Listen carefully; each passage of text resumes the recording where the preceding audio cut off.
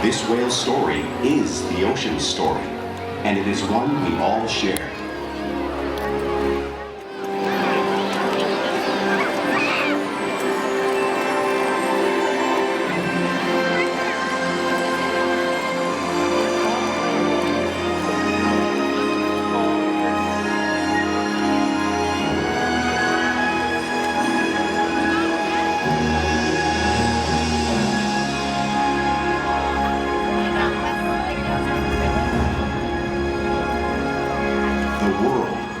One interconnected ocean, a vast blue expanse critical to life on Earth.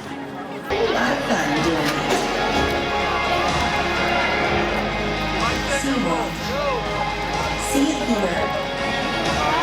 Save it there.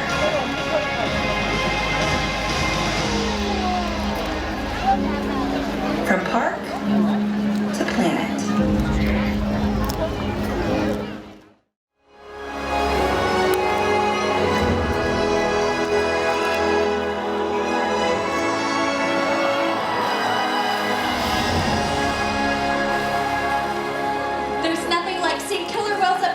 Learning about them and their natural behaviors. We hope this ORCA Encounter will help you better understand this magnificent creature and everything they represent.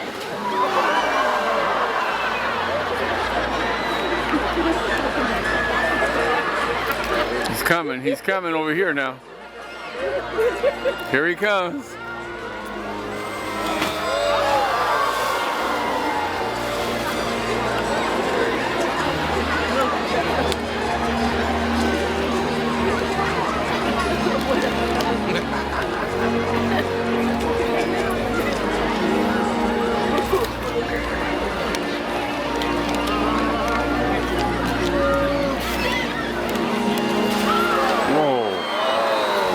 While they are found in every ocean, orcas living off the coast of Iceland are quite different than those near Costa Rica.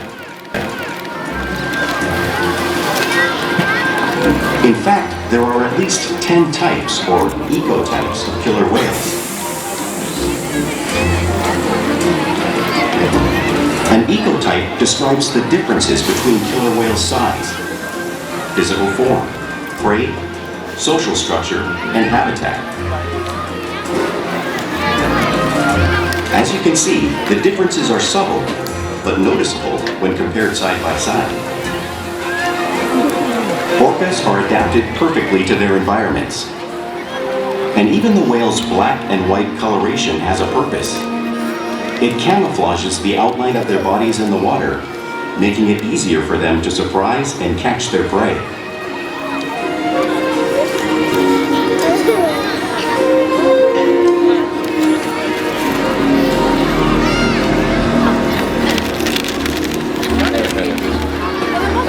When viewed from above, the black of the whale blends in with the dark depths of the ocean.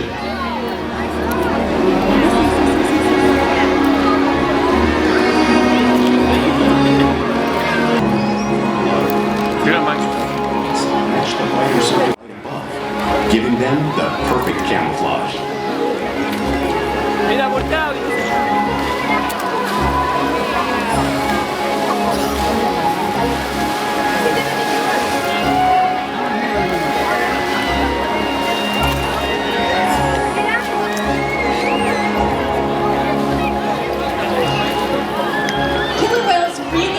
Natural wonder.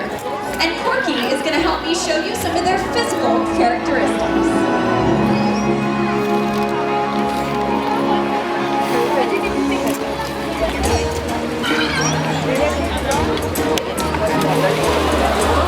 Oh man. This blowhole is perfectly located for taking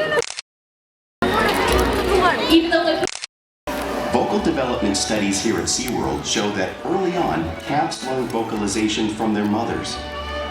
But as they grow, they learn from others close to them as well.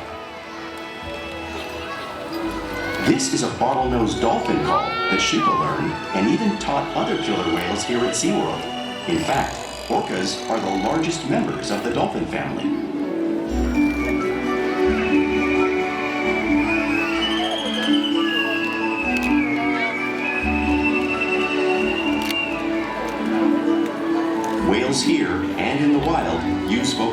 conditioned to communicate all the time. Like all animals, killer whales use body language as part of their communication. A pectoral slap might be used to show dominance or to get the attention of whales in the surrounding area. For example, a mother might use a peck slap to get the attention of her calf.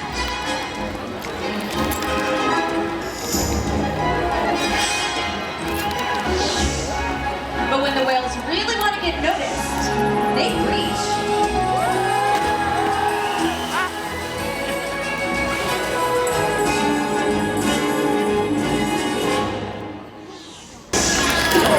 Spy hopping is how killer whales coordinate, communicate, and get a better view of their surroundings.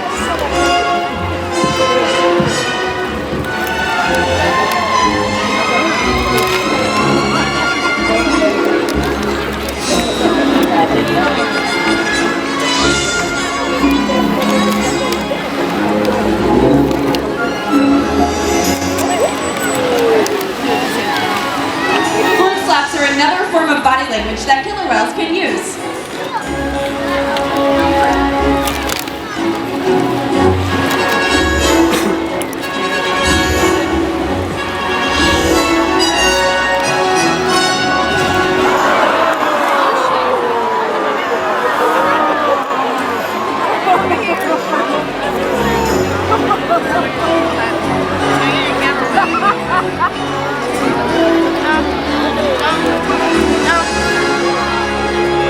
Killer whales are excellent communicators, so it's no surprise they're at the top of the ocean's food chain.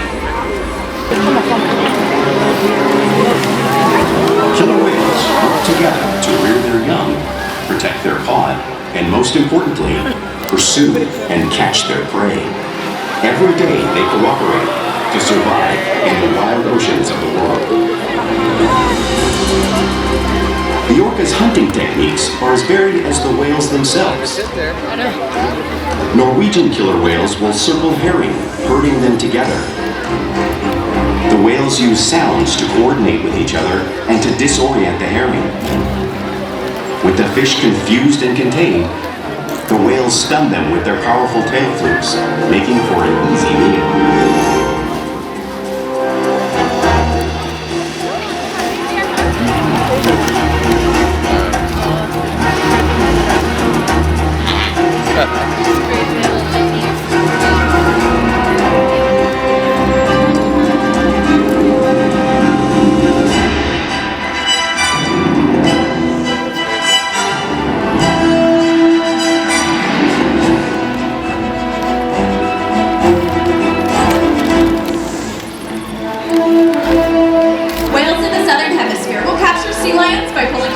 Off the beach. Watch as Haika demonstrates a similar movement and behavior right here.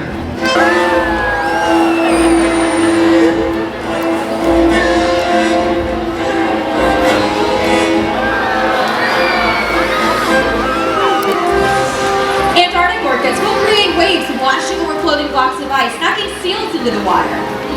Makani's going to demonstrate a similar wave-making technique, showing you one of the many intriguing and complex hunting strategies killer whales have developed around the world. That's a really good film.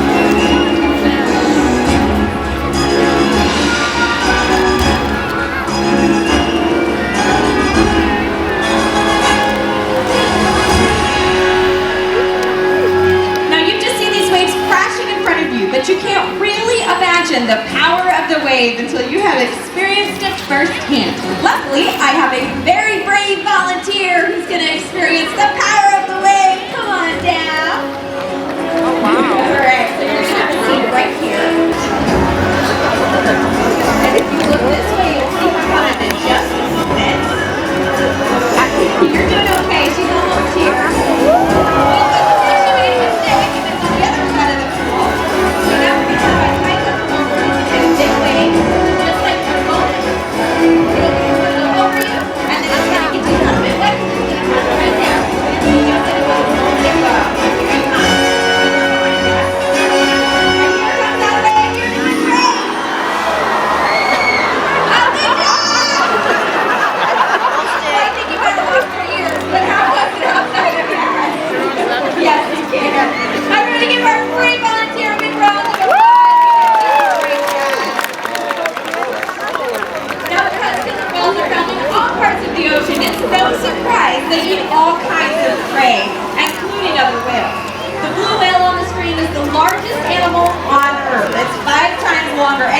50 times heavier than Makani here. So how does a whale the size of Makani eat a whale the size of that blue whale? It's possible because killer whales are the ultimate team players. In this example, we see the larger male orcas surround a sperm whale, forming a perimeter, while the females continue to drive the whale forward until it reaches exhaustion. The calves then move in to join the adults in the group. Whatever their prey, killer whales always cooperate and hunt together, making them a highly successful predator.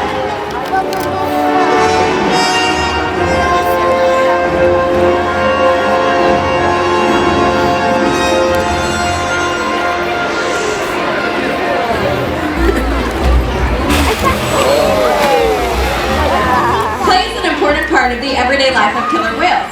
It's how they teach their young to hunt and practice their skills as they grow. You'll often see killer whales showing off their playful side both in the wild and here at SeaWorld.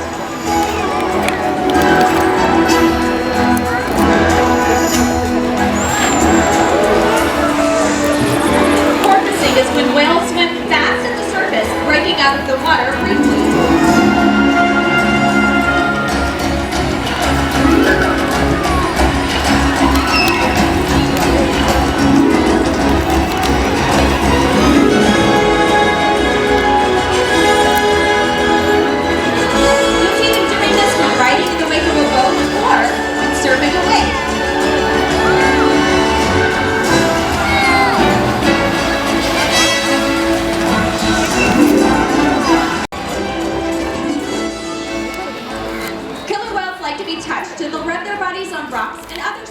When they can. Watch as Makani demonstrates a similar rubbing technique right here.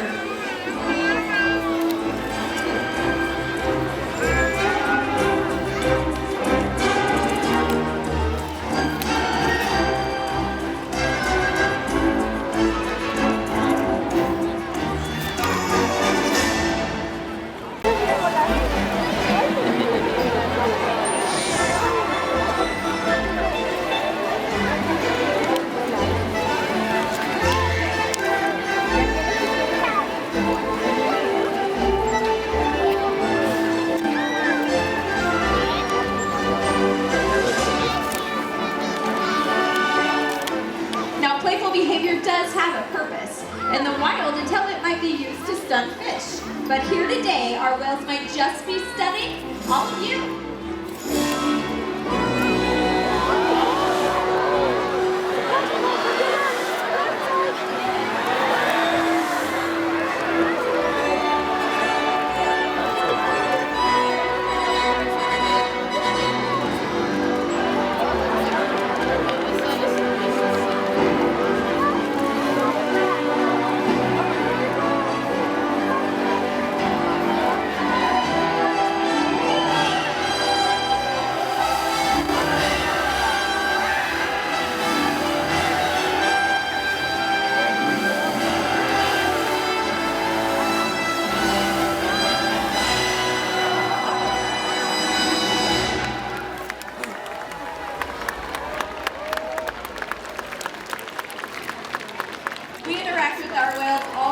Every day, allowing us to build trusting relationships and provide optimal healthcare, research, and quality of life.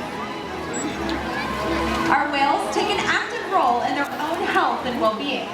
For example, when the whales learn to roll over and offer us their tail flukes, like you're seeing Makani demonstrate across the pool there, there's a vein running just under the skin of those tail flukes that our veterinarians can use to draw a blood sample from the whales. We get these voluntary blood samples every single month to make sure that our whales are staying the healthiest they can be. The whales will also slide out on a scale, like you're seeing on the screen there. We weigh all 10 of our killer whales every single week to make sure that the adults are staying at a healthy weight, and also to make sure that our younger whales, like 6-year-old Makani, are growing properly. Our whales will even allow us to take a breath sample from their blowhole. All of these behaviors are only possible because of the relationship we've developed with them day after day here at SeaWorld. Now throughout this presentation, we've talked a lot about the physical adaptations of the killer whales and their many different behaviors, but now I want to tell you about their personalities and this one personality right here. Everybody, this is Corky. Corky, hi Corky. Yeah, she deserves a round of applause. Corky is our oldest killer whale. She is in her mid-50s, but you would never know that that is her age because she is incredibly energetic. She also has a very easygoing, docile personality, and because of that, she's usually one of the first killer whales new trainers to the area will interact with. We challenge the whales every day to learn new things, to engage, and stimulate their minds. Diet, exercise, and of course play all help keep our whales in great shape. The whales here at SeaWorld have helped killer whales in the wild by participating in many research studies. One ongoing study monitors the whale's heart rate and breathing to understand how marine noise pollution from ship engines and other sources affect wild populations. In another study, scientists from NOAA, the National Oceanic and Atmospheric Administration, took measurements of the killer whales living here, including pregnant whales. By comparing these measurements with drone footage of killer whales in the wild, scientists are able to monitor the wild population's nutritional and reproductive status. Other research has been done here at SeaWorld on the mother whale's milk composition. This research will help create an effective model to understand how toxins in the ocean impact wild killer whales and their milk supply. What we learn from the whales in our actively helping whales in the wild survive. And just by being here today, you've supported our rescue, research, and conservation efforts all around the world. If we work together, like the killer whale, we can protect the future of the Orcinus orca and this beautiful planet that we all share.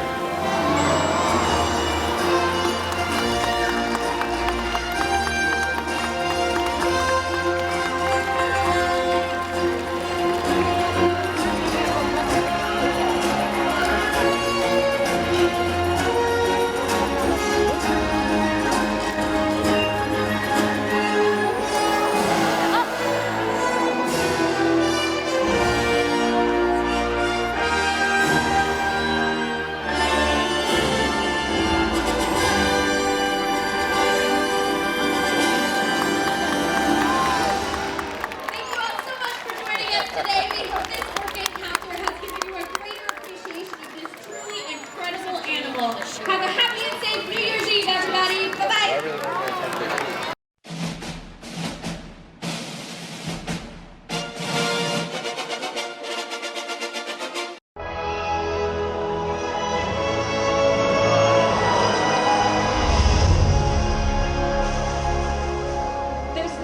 Seeing killer whales up close and learning about them and their natural behaviors. We hope this ORCA Encounter will help you better understand this matter.